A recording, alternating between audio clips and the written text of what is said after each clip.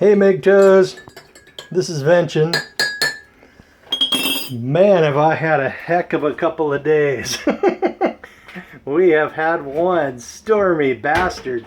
And you see this wonderful little shelter I had? That thing collapsed. What a day. The last couple of days have been quite a thing. Pardon me, Dad. Let me squeeze past you. The last couple of days have been quite an experience. My shop where I work, we have clients, and they were stuck everywhere. They were jackknife trucks and delivery trucks. They were like stuck and at odd angles and over curbs and over mailboxes. And it was one nasty, friggin' hideous bastard out there. And I was running around in the service truck with a couple of ramps and getting the drive wheels up off of the ground, and so I could fix or tighten or replace the chains or put them on. And man, we were at work when the storm hit, and the calls started coming in, man. They were like, get out there, we're stuck, we're help, we're hurting. And it's funny.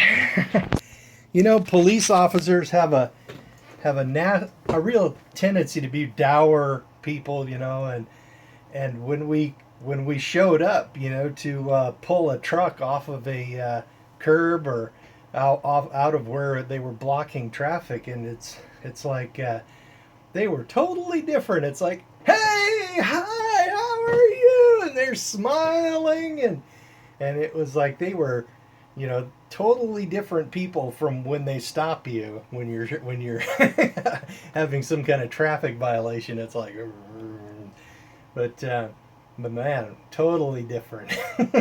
And I worked 12 hours the first day and 10 hours the second day, and today I finally got a day off, and man, my arms were like swelling up and cramping and jerking around by themselves, and my legs were in agony, and man, I was not happy. Kneeling in slush and throwing iron onto these freaking wheels and hauling them around, trying to get them off of the thing. We have a tow truck, but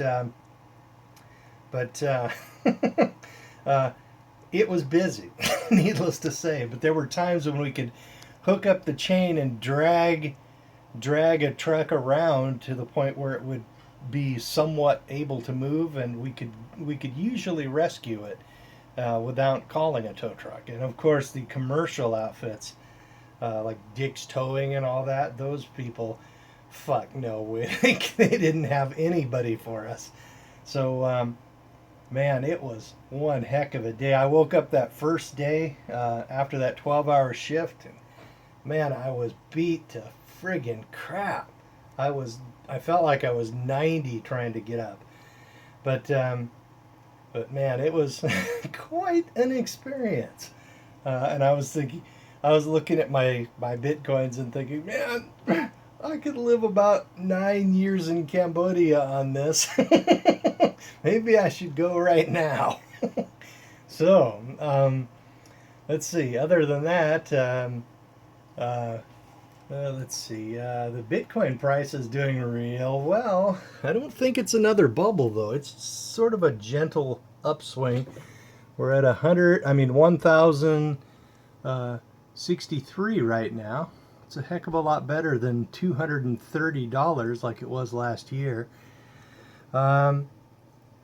So, and I was also giving some thought about expatriating and all that, and I got a question from one of my subscribers. His name is Sabalt Chatterjee. It's obviously a foreign name, and he was saying, hey, you know, you could live in India for the rest of your life with what you sell your house for. And I was thinking, you know, he's got a point, but I'm also thinking about India and and I was considering them, but India has got some problems. Like supposedly there's corruption at every level of the government. Almost every official of any capacity, he always wants a fee, a side fee, or he's going to throw roadblocks in front of you. And the weight of all of that corruption would just probably drag me down to the point where I'm just living in a small apartment doing nothing, right? Whereas in Cambodia, it's more of a free society. But yes, there is some corruption there. But I've heard it's not as bad.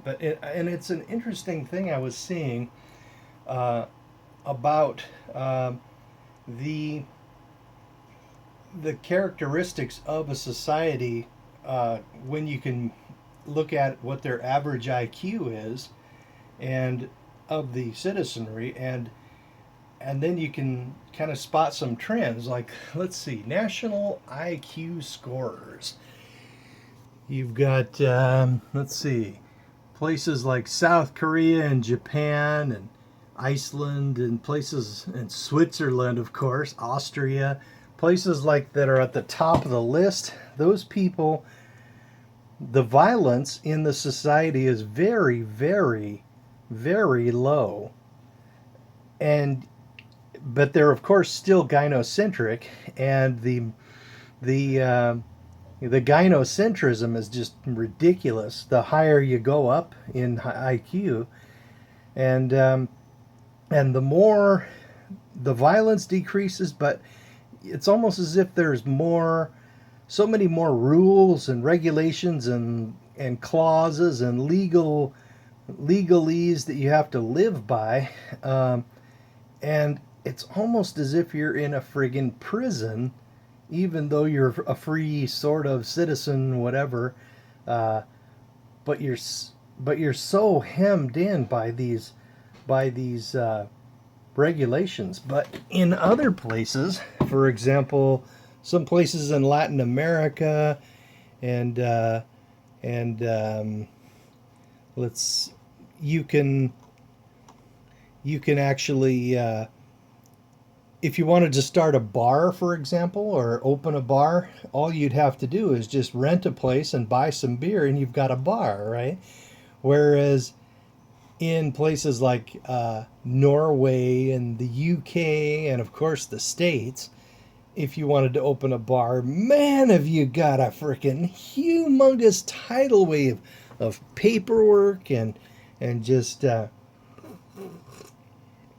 paperwork and regulations and zoning and taxes and business and occupation taxes and food handling regulations and alcohol regulations, and just the regulations of nightmares, things of nightmares. And so in places where you're really high up in the IQ, that is probably not really a nice place to hang out.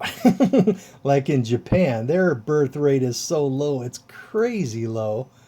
And of course in Switzerland and places like Austria, man, the birth rate is crazy low, because all the men have been so defeated by all of the regulations, and of course all the preferences for women, and the special treatment for women, which equates to having being every man with a penis is like a second class citizen in these places. So of course, and then of course, since they place the entire responsibility of courting and dating and marriage on the man, and you've slammed him down into second class citizen status, and then they wonder why nobody's getting fucking married.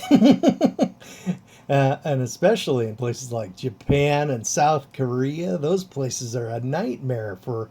I'm not sure about Singapore. It's got a bit, I haven't really studied it. It's such a small place, so I don't really pay attention to it. Anyway, Man, and I would be kind of hurting in a place like Singapore because, I mean, my IQ was measured probably 20 years ago at about 110, but but here I would have some serious competition. But let's see. But then you get onto the other side of the uh, of the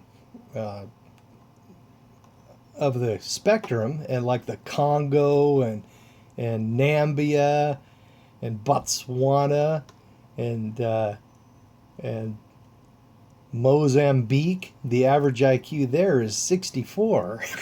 And basically, when you get down that low, violence and massive corruption just go crazy high. Uh, and so much that everybody's at their throats and everybody's so busy guarding everything that they've got that there's no economic activity, no growth, right? So basically, you've got both ends of the spectrum have their disadvantages. Like in like geez, Rwanda, average IQ of 70. You have to worry about being hacked into pieces with a machete.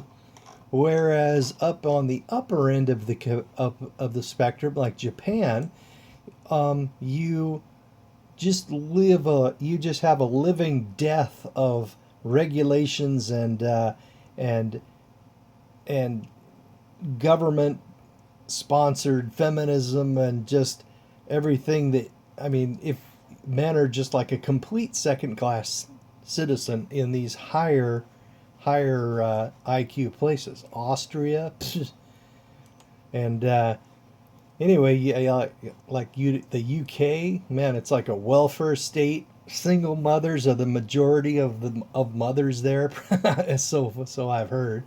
But then you got the United States, which, I mean, it's not paradise, but it's not as bad as Japan as far as straitjacket regulations and laws, but it's also not as bad as uh, Jamaica or the Sudan, where you're just likely to get killed at the drop of a hat. You know, if somebody wants something you have, you know.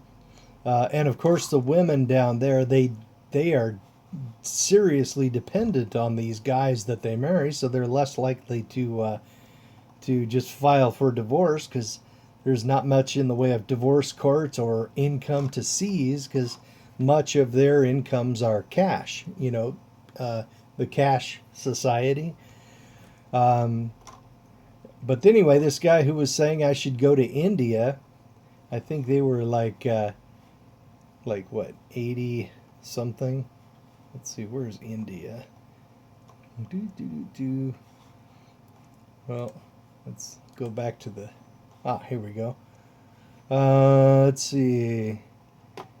Yeah, India's average is 82, and there's much more violence and corruption there, and I'm thinking Cambodia, which is 91, right? So I think from what I've seen, Cambodia might just be maybe a bit below the sweet spot of of uh, of freedom versus violence and corruption. So I'm still kind of in favor of that as a destination. So yeah, it's looking at the average IQ of a nation gives a good amount of food for thought as to what kind of society you want to live in. As you get up high in these IQs, it becomes just as gynocentric, but legally enforced gynocentrism. Whereas in the stupider societies or less gifted societies mentally, uh, oh sure, they're gynocentric as fuck in a lot of these places. Like in India, remember that video How Can She Slap, where this game show hostess woman slapped this guy and he slapped her back, and then about 10 manginas all got up and kicked the living fuck out of the guy. He ended up winning some lawsuits against him, so he turned out fairly well, but caused him a lot of pain. I mean, generally manginas don't attack unless it's like several on one.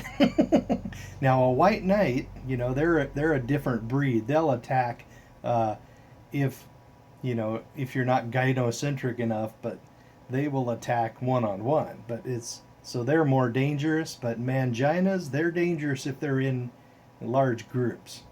So anyway, this is just my thought. So in closing, look at, if you're thinking about exporting or expatriating or staying home, you can look at the average IQ and use that as a guide, I'm thinking, and to help you decide where you want to go. So I'm still sort of aiming for Cambodia. Anyway, if I see a Bitcoin price of about $1,800 this year, and I think I will, I believe I will take my vacation this year in Cambodia and scout around and see what the possibilities are. So that's about it for the day. I'm just finally got a day off and I'm doing a little healing. And then it's back to the grind tomorrow. I'm going to work one of my days off and put some of that money into into my little my little comp time bank. That's kind of a handy thing to have. Okay, guys, and remember, don't get married.